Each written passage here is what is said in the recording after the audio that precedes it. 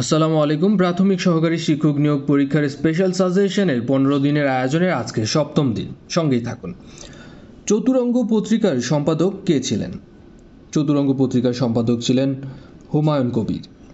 কালি ও কলম এটি মূলত কি? কালি ও কলম এটি হচ্ছে একটি পত্রিকা। থিয়েটার পত্রিকার সম্পাদক ছিলেন রামেন্দ্র মজুমদার। কোন পত্রিকাটি বাংলা একাডেমি থেকে প্রকাশিত? বাংলা একাডেমি থেকে প্রকাশিত পত্রিকা হচ্ছে উত্তরাধিকার। বাংলা ভাষায় মুদ্রিত প্রথম গ্রন্থের নাম নির্দেশ করুন। বাংলা ভাষায় মুদ্রিত প্রথম গ্রন্থের নাম হচ্ছে কথোপকথন। ইতিহাসমালা এর লেখক কে? ইতিহাসমালা এর লেখক হচ্ছেন উইলিয়াম ক্যারি। 1810 সালে দরিদ্র খ্রিস্টান সন্তানদের জন্য কলকাতায় কে বোর্ডিং স্কুল প্রতিষ্ঠা করেন? বোর্ডিং স্কুল প্রতিষ্ঠা করেন উইলিয়াম ক্যারি। জন্মিলে মরিতে হবে, অমরকে কোথা কবে, চিরস্থির কবে নীর, হায়রে জীবন নদে। কোন কবির উক্তি এটি? এটি মাইকেল মধুসূদন দত্তের উক্তি। কপোতাক্ষ নদ কোন জাতীয় কবিতা? কপোতাক্ষ নদ হচ্ছে একটি সনেট। বঙ্গভাষা কবিতার রচয়িতা মাইকেল মধুসূদন দত্ত। বাংলা সাহিত্যের প্রথম মুসলিম নাট্যকার মীর মোশাররফ হোসেন। বাংলা সাহিত্যের প্রথম মুসলিম নাট্যকার রচিত নাট্যগ্রন্থ কোনটি? নাট্যগ্রন্থ বসন্ত কুমারী। শ্রীকান্ত এই বইটির লেখক শরৎচন্দ্র চট্টোপাধ্যায়। শ্রীকান্ত উপন্যাসটি কয় খণ্ডে রচিত? এটি 4 খণ্ডে রচিত। আর শরৎচন্দ্রের এই শ্রীকান্ত ধরা হয় শরৎচন্দ্র চট্টোপাধ্যায়ের শ্রেষ্ঠ রচনা। শরৎচন্দ্র চট্টোপাধ্যায়ের ছদ্মনাম হচ্ছে অনিলা দেবী। শরৎচন্দ্র চট্টোপাধ্যায়ের জন্মস্থান দেবানন্দপুর গ্রামে। তিনি ঢাকা বিশ্ববিদ্যালয় থেকে পেয়েছিলেন ডিলিট ডিগ্রি। অন্যদিকে শরৎচন্দ্র চট্টোপাধ্যায় কলকাতা বিশ্ববিদ্যালয়ের জগদ্ধাত্রী পদক লাভ করেন 1923 সালে। ডক্টর মোহাম্মদ শহীদুল্লাহ রচিত গ্রন্থ হচ্ছে বাংলা ভাষার ইতিবৃত্ত। ডক্টর মোহাম্মদ শহীদুল্লাহ সম্পাদিত চর্যাপদ বিষয়ক গ্রন্থের নাম বুদ্ধিস্ট মিস্টিক সংস। মেইন ক্যাম্প এর লেখক অ্যাডলফ হিটলার। 2 জার্মানি একত্রিত হয় কত সালে? 2 জার্মানি একত্রিত হয় 1990 সালে। কে ডেজার্ট ফক্স নামে পরিচিত? ডেজার্ট ফক্স নামে পরিচিত ফিল্ড মার্শাল রোমেল। কানকুন কোথায় অবস্থিত? কানকুন মেক্সিকোর একটি শহর। West Indies. ওয়েস্ট ইন্ডিজ বলতে কি বোঝায়? ওয়েস্ট ইন্ডিজ হচ্ছে একটি দ্বীপ সমষ্টির নাম। ওয়েস্ট ইন্ডিজ নামকরণ করেন ক্রিস্টোফার কলম্বাস। আর্জেন্টিনা কত সালে ফকল্যান্ড দখল করে নিয়েছিল? আর্জেন্টিনা ফকল্যান্ড দখল করে নিয়েছিল 1982 সালে। ফকল্যান্ড কোন দেশের উপনিবেশ? ফকল্যান্ড হচ্ছে ইংল্যান্ডের উপনিবেশ ছিল। আমেরিকা কখন প্রথম ইরাক আক্রমণ করে? প্রথম ইরাক আক্রমণ করে 1991 সালে। ভেলভেট রেভলিউশন বলতে কি বোঝায়? ভেলভেট রেভলিউশন বলতে বোঝায় সাবেক চেকোস্লোভাকিয়ার সমাজতন্ত্র বিরোধী আন্দোলনকে। অরেঞ্জ রেভলিউশন কোথায় সংগঠিত হয়েছিল? অরেঞ্জ রেভলিউশন এটি সংগঠিত হয়েছিল ইউক্রেনে। আন্তর্জাতিক সমুদ্র চলাচল সংস্থার সদর দপ্তর কোথায় অবস্থিত? সুইজারল্যান্ডের জেনেভায় অবস্থিত। বিশ্ব ডাক ইউনিয়ন এর সদর দপ্তর কোথায়? ডাক ইউনিয়ন এর সদর দপ্তর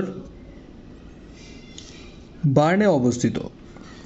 বিশ্ব আবহাওয়া সংস্থার সদর দপ্তর কোথায় অবস্থিত? আবহাওয়া সংস্থার সদর দপ্তর অবস্থিত সুইজারল্যান্ডের জেনেভায়। উল্লেখ্য, বার্ন কিন্তু সুইজারল্যান্ডের একটি শহর। ডব্লিউটিও কত সালে প্রতিষ্ঠিত হয়? ওয়ার্ল্ড ট্রেড অর্গানাইজেশন প্রতিষ্ঠিত হয় 1995 সালে। আন্তর্জাতিক ধান গবেষণা institute, international rice research institute কোন দেশে অবস্থিত? এটি অবস্থিত ফিলিপিন্সে। আসিয়ান কত সালে প্রতিষ্ঠিত হয়? আসিয়ান প্রতিষ্ঠিত হয় 1967 সালে। বাংলাদেশে বসবাস নেই এমন উপজাতির নাম হচ্ছে মাওরি, যারা নিউজিল্যান্ডের অধিবাসী। জনসংখ্যার ভিত্তিতে বিশ্বের সবচেয়ে বড় মুসলিম দেশ কোনটি? সবচেয়ে বড় মুসলিম দেশ ইন্দোনেশিয়া। এশিয়ার কোন দেশ থেকে আগত যুক্তরাষ্ট্রে বসবাসকারীদের সংখ্যা সবচেয়ে বেশি? ভারত থেকে আগত যুক্তরাষ্ট্রে বসবাসকারীর সংখ্যা সবচেয়ে বেশি।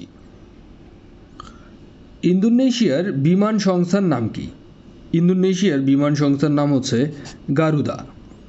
আল জাজিরা টেলিভিশন চ্যানেলের মূল কেন্দ্র কোথায়? এর মূল কেন্দ্র কাতারে অবস্থিত। কমনওয়েলথ গেমস অনুষ্ঠিত হয় কত বছর পর পর?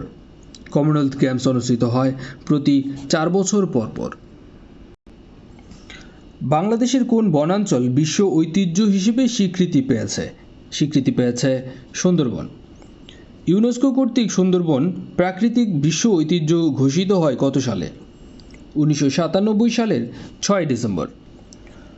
সুন্দরবন ইউনেস্কো ঘোষিত কততম ওয়ার্ল্ড হেরিটেজ সাইট?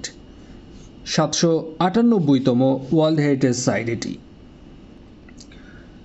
নিচের কোন স্থানটি ইউনেস্কোর হেরিটেজ সাইটের তালিকায় নেই? ইউনেস্কোর হেরিটেজ সাইটের তালিকায় নেই এখানে পানাম নগর, অন্যদিকে সুন্দরবন, পাহাড়পুরের বৌদ্ধবিহার, বাগেরহাটের ঐতিহাসিক মসজিদ এগুলো ওয়ার্ল্ড হেরিটেজ, এটা হচ্ছে মূলত ইউনেস্কোর হেরিটেজ সাইটের তালিকাভুক্ত। বঙ্গবন্ধুর ঐতিহাসিক 7ই মার্চের ভাষণ সংবিধানের যে তফসিলে অন্তর্ভুক্ত হয়েছে? সংবিধানের 5ম তফসিলে বঙ্গবন্ধুর ঐতিহাসিক 7ই মার্চের ভাষণ যুক্ত হয়েছে। স্বাধীনতার ঘোষণাপত্র বা দ্য প্রোক্লেমেশন অফ ইন্ডিপেন্ডেন্স এটি সংবিধানের যততম তফসিলে সংযোজন করা হয়েছে। স্বাধীনতার ঘোষণাপত্র আছে 7ম তফসিলে। 5ম তফসিলে আছে বঙ্গবন্ধুর 7ই মার্চের ভাষণ। স্বাধীনতার ঘোষণাপত্র আছে 7ম তফসিলে।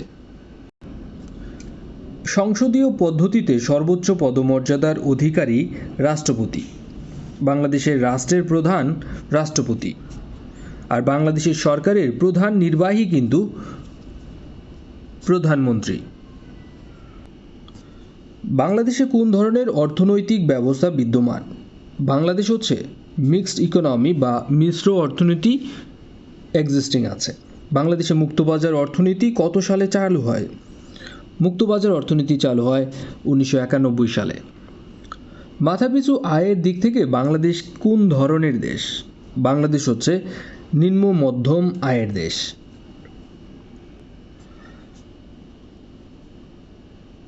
বাংলাদেশে পঞ্চবার্ষিকী পরিকল্পনা প্রণয়ন করে পরিকল্পনা মন্ত্রণালয়। বাংলাদেশে পঞ্চবার্ষিকী পরিকল্পনা প্রণয়ন করে যে সংস্থা, এটি হচ্ছে প্ল্যানিং কমিশন বা পরিকল্পনা মন্ত্রণালয়। কোন সাল থেকে বাংলাদেশে প্রথম পঞ্চবার্ষিকী পরিকল্পনা শুরু হয়? এটি শুরু হয় 1973 সাল থেকে, প্রথম জুলাই 1973। বৃক্ষরোপণে জনগণকে উৎসাহিত করার জন্য সরকার যে জাতীয় পুরস্কার প্রচলন করেছে তার নাম হচ্ছে প্রধানমন্ত্রী জাতীয় পুরস্কার। বৃক্ষরোপণে জাতীয় পুরস্কার প্রবর্তন করা হয় কত সালে? 1993 সালে। জাতীয় বৃক্ষ মেলা শুরু হয় 1994 সাল থেকে। ভূপ্রকৃতি অনুযায়ী বাংলাদেশকে ভাগ করা হয়েছে 3টি অঞ্চলে। ভূমির অবস্থা এবং গঠন সময়ের হিসেবে বাংলাদেশের ভূমিরূপকে ভাগ করা যায় 3 ভাগে। নিচের কোন ভূমিরূপটি বাংলাদেশে পাওয়া যায় না? বাংলাদেশে পাওয়া যায় না মালভূমি। বাংলাদেশের প্রাগৈতিহাসিক প্রত্নস্থল পাওয়া যায় কোন কোন ভূমিরূপে? পাওয়া যায় টারশিয়ারির উচ্চভূমি এবং প্লাস্টোসিন কালের সোপানে। দক্ষিণ তালপট্টি দ্বীপ যে নদীর মোহনায় অবস্থিত। দক্ষিণ তালপট্টি দ্বীপ হারিয়াবাঙ্গা নদীর মোহনায় অবস্থিত। পূর্বাশা দ্বীপের অপর নাম হচ্ছে দক্ষিণ তালপট্টি দ্বীপ। বাংলাদেশের একমাত্র পাহাড়ি দ্বীপ কোনটি? একমাত্র পাহাড়ি দ্বীপ হচ্ছে মহেশখালী। আদিনাথ মন্দির কোন দ্বীপে অবস্থিত? আদিনাথ মন্দির অবস্থিত মহেশখালী দ্বীপে। The synonym of demise, demise শব্দের অর্থ হচ্ছে মৃত্যু বা মরণ, তাহলে এর সিনোনিম হবে death. He addressed mister Rahman and wished him good morning. এই বাক্যে ডাইরেক্ট স্পিচ কোনটি হবে? ডাইরেক্ট স্পিচ হবে হি সেইড, তারপর হচ্ছে গুড মর্নিং মিস্টার রহমান। মনে রাখবেন, কোনো বাক্যে যদি গুড মর্নিং বা গুড ইভিনিং থাকে তাহলে সে এর পরিবর্তে উইশ ব্যবহৃত হয়, সে এর পরিবর্তে উইশ ব্যবহৃত হয়। এবং গুড বাই অথবা গুড নাইট থাকলে সে এর পরিবর্তে বিড ব্যবহৃত হয়, বিআইডি, বিড ব্যবহৃত হয়। উল্লেখ্য, বিডের পাস্ট ফর্ম কিন্তু বিএডিই, বেড। ডেস্ট্রয় শব্দের অর্থ হচ্ছে ধ্বংস করা, আর এই শব্দটির নাউন হচ্ছে ডিস্ট্রাকশন, যার অর্থ হচ্ছে ধ্বংস বা বিনাশ। নিচের কোন বাক্যটি শুদ্ধ? ক্যাবিনেট শব্দের অর্থ হচ্ছে এখানে মন্ত্রী পরিষদ। মন্ত্রী পরিষদ যখন শপথ গ্রহণ করে তখন কিন্তু তারা নিজে নিজে শপথ গ্রহণ করে না, তাদেরকে শপথ গ্রহণ করানো হয়, তাই এটি প্যাসিভ ফর্মে হবে। এজন্য এর উত্তর হবে a new cabinet has been শোন in Dhaka. Birds eye view এর স্বাভাবিক যে অর্থ পাখির চোখের দৃশ্য, কিন্তু আসলে এখানে যেটা অর্থ হচ্ছে সেটা হচ্ছে রাফ আইডিয়া। অস্পষ্ট বা ভাষা ভাষা যে ধারণা সেটাই হচ্ছে বার্ডস আই ভিউ। মায়াস্টারি, মায়াস্টারি শব্দের সিনোনিম কোনটি? মিস্ট্রি, মিস্ট্রি শব্দটির অর্থ হচ্ছে রহস্য, গুপ্ত রহস্য বা গুপ্ত বিষয়, যেটাকে আমরা সিক্রেট বলে থাকি। এর সিনোনিম হচ্ছে এনিগমা। এনিগমা শব্দের অর্থ হচ্ছে গুপ্ত বিষয়, গুপ্ত রহস্য বা রহস্য। শুদ্ধ বানান কোলাবোরেশন। কোলাবোরেশন শব্দের অর্থ হচ্ছে সহযোগিতা। এখানে কোলাবোরেশনের সঠিক বানানটা হচ্ছে এটি COLLAVORATION, collaboration. You must adhere to. Adhere to শব্দের অর্থ হচ্ছে মনোযোগ দেওয়া বা লেগে থাকা। ইউর প্রিন্সিপাল, নীতির উপর, তোমার নীতির উপর তোমার লেগে থাকতে হবে। I say to you, he has done his duty. এর ইনডাইরেক্ট স্পিচ হবে I say to you that he had done his duty. has এর পরিবর্তে হবে had.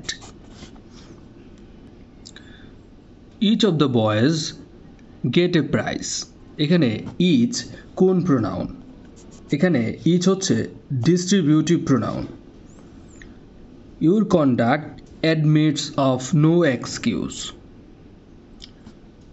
admits of শব্দের অর্থ হচ্ছে admit to, আমরা জানি যে স্বীকার করা বা স্বীকারোক্তি দেওয়া, আর এই সেন্টেন্সে admit of দ্বারা বোঝায় অবকাশ থাকা। এখানে পুরো সেন্টেন্সের অর্থ দাঁড়ায় তোমার আচরণে অজুহাত বা কৈফিয়তের অবকাশ নেই, তাহলে এখানে হবে admits of no excuse. Nowadays many villages are lit by electricity. মানে বিদ্যুৎ দ্বারা প্রজ্বলিত হয়েছে গ্রামকে গ্রাম। নিচের কোন বানানটি সঠিক? রেমিটেন্সের যে বানানটি সঠিক সেটি হচ্ছে REMITT, মনে রাখবেন TTANCE, রেমিটেন্স। রেমিটেন্স বলতে বোঝায় প্রেরিত অর্থ বা অর্থ প্রেরণ। The teacher said, I shall not teach him English. এখানে ইনডাইরেক্ট স্পিচ কোনটি হবে?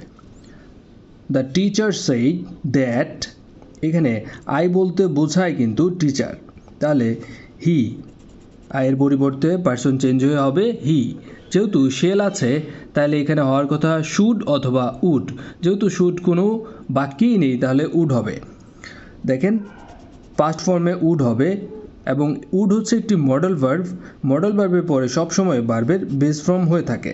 তাহলে he would not teach him English, উত্তর হবে খ। ডু ইউ নো দ্যাম, এই বাক্যের প্যাসিভ ফর্ম কোনটি হবে? ডু ইউ নো দ্যাম এর প্যাসিভ ফর্ম হবে আর দে নোন টু ইউ। যেহেতু প্রেজেন্ট ইনডিফিনিট টেন্স হলে সেটি এম, ইজ, আর এগুলো হয়ে থাকে, আর যেহেতু এখানে প্লুরাল ফর্মে সাবজেক্টটি আছে তাই এটি হবে আর, তারপরে সাবজেক্ট দে, এটার বি থ্রি মানে হচ্ছে নোন, তারপরে হচ্ছে টু ইউ। নো টু এর অর্থ হচ্ছে জানাশোনা। The plural number of aquarium, এর প্লুরাল ফর্ম হচ্ছে অ্যাকুরিয়া, যার অর্থ হচ্ছে মাছের চৌবাচ্চা। কোনটি প্যানিক শব্দের সমার্থক শব্দ? প্যানিক শব্দের অর্থ হচ্ছে আতঙ্ক, ত্রাস বা আকস্মিক কোনো কিছু হওয়া। তাহলে এর যে সিনোনিম সেটি হবে হরর। হরর মানে হচ্ছে আতঙ্ক, ভয়। Which one is an abstract noun? এখানে অ্যাবস্ট্রাক্ট নাউন হচ্ছে ইন্টেলিজেন্স, যেটি ধরা ছোঁয়া যায় না কিন্তু অনুভব করা যায় বা বোঝা যায়। ইন্টেলিজেন্স শব্দের অর্থ হচ্ছে বুদ্ধিমত্তা। আজকে এই পর্যন্তই। আপনারা যারা প্রাথমিক সহকারী শিক্ষক নিয়োগ পরীক্ষার প্রস্তুতি নিচ্ছেন তারা ভিডিও ডেসক্রিপশনে আমাদের পুরাতন যে ভিডিওগুলো আছে সেগুলো দেখে নিতে পারেন, আপনার প্রস্তুতি আরও বেশি সুন্দর হবে। ভালো থাকুন, সুস্থ থাকুন। আসসালামু আলাইকুম।